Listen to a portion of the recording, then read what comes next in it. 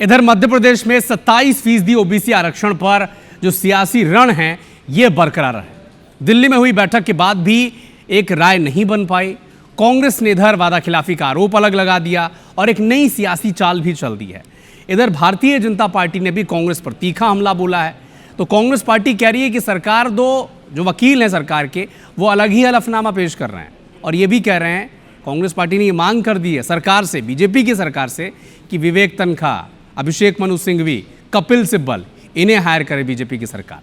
क्यों ऐसा हो रहा है, रिपोर्ट में देखें।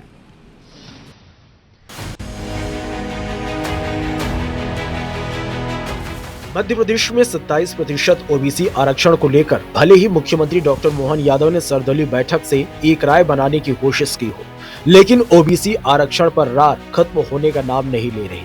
सीएम के निर्देश पर दिल्ली के मध्य प्रदेश भवन में हुई वकीलों की समन्वय समिति की बैठक में पहले 13% ओबीसी आरक्षण को अनहोल्ड करने का मुद्दा उछाल दिया गया। प्रदेश कांग्रेस अध्यक्ष जीतू पटवारी ने अब तक 13% आरक्षण रोके रखने को सरकारी वादा खिलाफी बता दिया और मुख्यमंत्री को लिखे पत्र में बड़े आंदोलन की चेतावनी दे दी। कांग्रेस के पूर्व विधायक ने कहा, अगर एमपी में कमलनाथ सरकार होती तो ओबीसी आबादी को अब तक बढ़ा हुआ आरक्षण मिल चुका होता। कांग्रेस के बागी तेवरों पर भाजपा ने पलटवार किया। इधर ओबीसी पक्ष के वकील ने कहा कि 27% ओबीसी आरक्षण देने वाले सरकार के एक्ट पर कोई स्टे नहीं है, इसलिए सरकार सभी भर्तियों में बढ़ा हुआ आरक्षण देना शुरू कर दे। ओबीसी आरक्षण, पिछड़ा वर्ग के आरक्षण को लेकर भारतीय जनता पार्टी हमेशा गुमराह भ्रमित करने का काम करती रही। भारतीय जनता पार्टी के चाहे एडवोकेट हो, इन्होंने जो भी सुप्रीम कोर्ट में गलत गुमराह करके, भ्रमित करके, गुमराह करके आज उन लाभ से वंचित किया।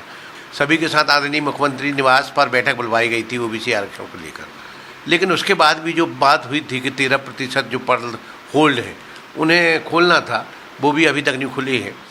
डॉक्टर मोहन यादव ने एक इतनी उत्कृष्ट पहल की, सब दलों को एक प्लेटफॉर्म पर लाके सर्वसम्मति से एक स्ट्रैटेजी तैयार हुई।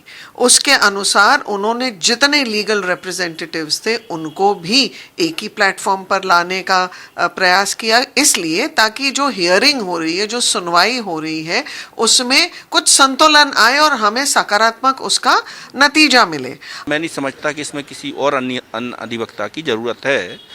सर्वप्रथम सरकार जो होल्ड किए हैं 13% पद, उन पदों को अनहोल्ड किया जाए और जो 27% आरक्षण का कानून है उस पर स्टे नहीं है, इसको सभी जगह लागू कर दिया जाए। आइए आपको पूरा मामला समझाते हैं। दरअसल 27% ओबीसी आरक्षण को चुनौती देने वाली याचिकाओं पर जब मध्य प्रदेश हाई कोर्ट ने कुछ भर्तियों में बढ़ा हुआ आरक्षण देने पर अंतरिम रोक लगाई थी, तो महाधिवक्ता के अभिमत पर सरकार ने सभी भर्तियों में बढ़ा हुआ आरक्षण होल्ड कर दिया था। इसके बाद से ओबीसी के 27% में से 14% पदों पर नियुक्तियां दी जा रही हैं और 13% भर्तियां होल्ड रखी जा रही हैं। हालांकि राज्य सरकार ने एससी में हाल ही में ओबीसी को पूरा 27% आरक्षण देने की अंतरिम राहत चाही थी, लेकिन सुप्रीम कोर्ट ने साफ कर दिया कि 6 साल से लंबित इस मामले पर वो अब कोई अंतरिम राहत नहीं देगी, बल्कि फाइनल जजमेंट सुनाएगी।